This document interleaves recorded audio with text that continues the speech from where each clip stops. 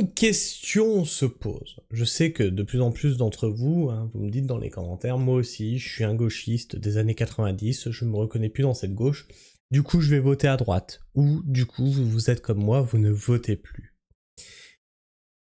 Et Sarah Knafo l'a très bien compris, ça.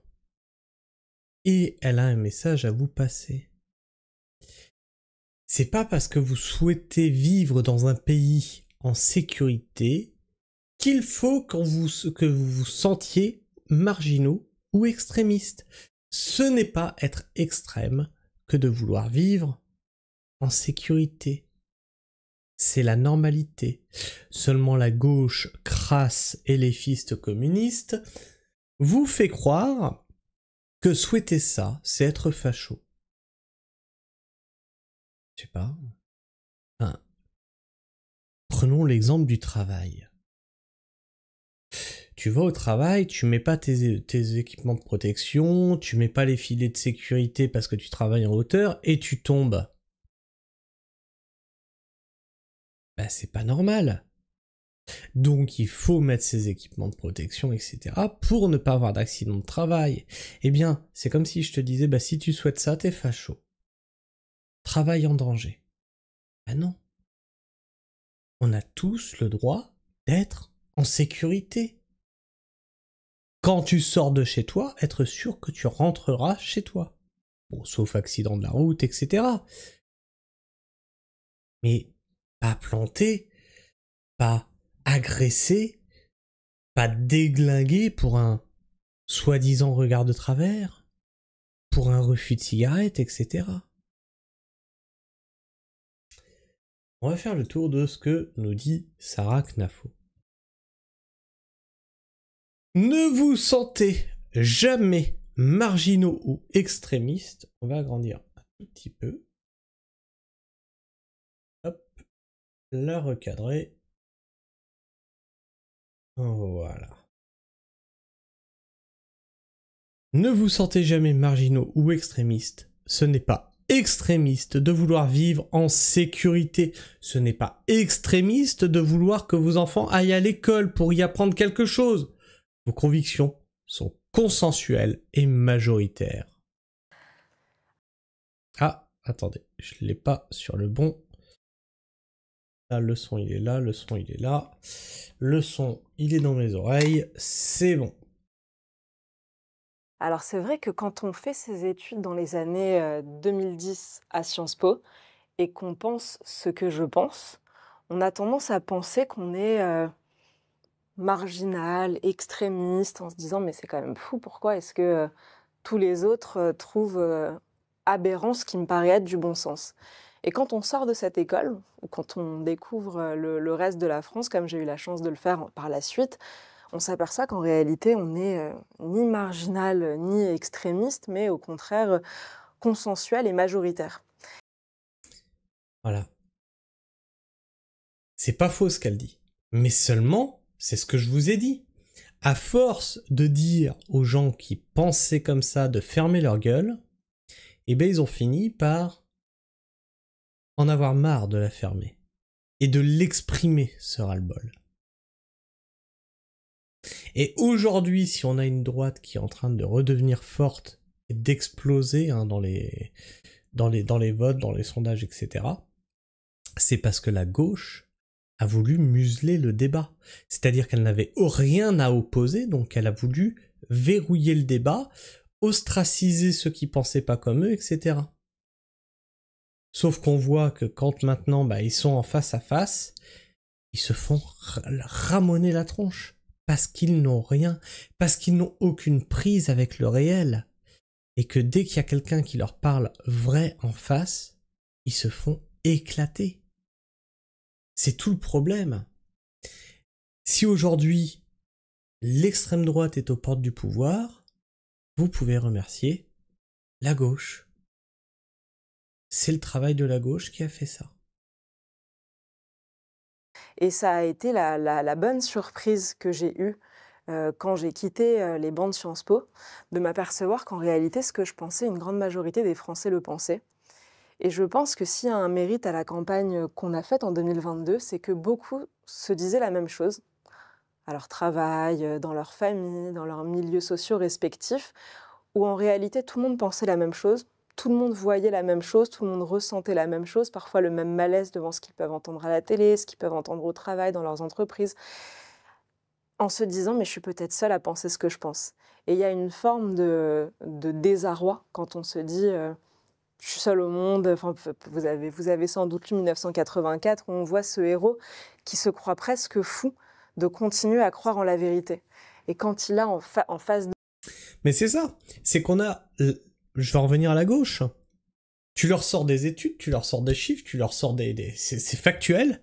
Ils nient le factuel. Alors que toi, tu vois ça, tu lis ça, tu dis... Ben voilà, le résultat, c'est que... Voilà, à force de telle politique, on en a... Ah, facho! T'as pas le droit de parler! T'es un facho! Vous faites quoi du factuel? Vous faites quoi de la réalité? On peut pas se torcher indéfiniment avec le réel. À un moment ou un autre, tu te prends le mur pleine gueule, ça s'appelle le mur du réel. Et ça fait mal. Et là, la gauche, elle est... De toute façon, la gauche fait tout ce qu'il ne faut pas faire. Si Macron a été réélu, c'est grâce à la gauche. Ah ben, faut faire barrage. C'est des super castors. Et si maintenant le RN est aux portes du pouvoir, ben c'est à cause de la gauche. Justement à cause de tout ça. Faut faire barrage, faut les empêcher de parler, etc., etc. De lui, le symbole du totalitarisme qui lui dit 2 et 2 font 5, et lui se dit mais je sais que 2 et 2 font 4.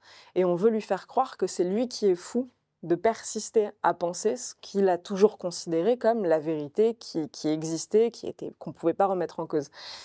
Et donc, j'ai appris par la suite qu'en réalité, je n'étais pas du tout marginale. Donc aujourd'hui, je crois au contraire être dans une forme de barycentre de ce que pensent les Français, de ce qu'ils attendent, de ce qu'en réalité tous les peuples sont en droit d'espérer. C'est-à-dire que je ne crois pas avoir des aspirations d'extrême droite, c'est une évidence, mais en fait, même pas de droite. J'ai des aspirations normales. Voilà, des aspirations normales. Quand je vous dis que moi je suis d'une gauche qui n'existe plus, je suis de la gauche des années 90, c'était la gauche normale.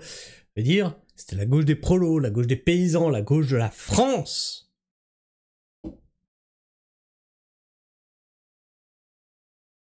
Elle est où? Si aujourd'hui les gens partent voter à droite, c'est parce que vous avez flingué cette gauche et qu'elle n'existe plus. Donc chiale, petit coco, chiale, petit éléphiste, mais c'est comme ça. C'est à cause de toi. À cause de ton wokisme, à cause de tous tes délires sociétaux qui ont engendré ça. C'est-à-dire le rejet complet de vos idées. D'une femme normale, d'un citoyen normal, c'est-à-dire vouloir me promener en sécurité dans la rue, vouloir que mes enfants puissent aller à l'école pour y apprendre quelque chose, vouloir que les professeurs n'aient pas la boule au ventre en entrant dans une salle de classe. Bref, des aspirations normales auxquelles tout peuple peut prétendre, et je trouve anormal qu'on ait à ce point torturé notre peuple qu'aujourd'hui il en vienne à penser qu'il est extrémiste quand il pense des choses aussi banales. Je suis assez d'accord avec ce qu'elle dit. Elle s'exprime bien, hein, mine de rien, Knafo. Alors, qu'est-ce qui se dit dans les commentaires? Bravo, quel bel entretien. Le passage sur les fondements de la métaphysique des mœurs de Kant est mon préféré. Vous l'avez expliqué avec une grande clarté, beaucoup de brio et une parfaite simplicité. C'est lumineux comme la plupart de vos propos. Très fier d'être adhérent Reconquête. Vous êtes l'espoir de nombreux Français. Alors avant que vous me colliez une étiquette sur le dos, je ne vote plus. Je vous laisse ça. Parce que pour moi, les partis politiques, c'est une vaste mascarade. Qu'elle ferme sa gueule au lieu de croire qu'elle est le téléphone rose de la politique. C'est juste une sans vertu qui file son corps au plus offrant. Ok. Bah écoute, c'est ton avis, c'est ton avis. Bonjour Madame Knafo. Et oui, comme vous l'évoquez, le roman 1984 est une référence pour parfaire cette réflexion. Le meilleur des mondes en second roman.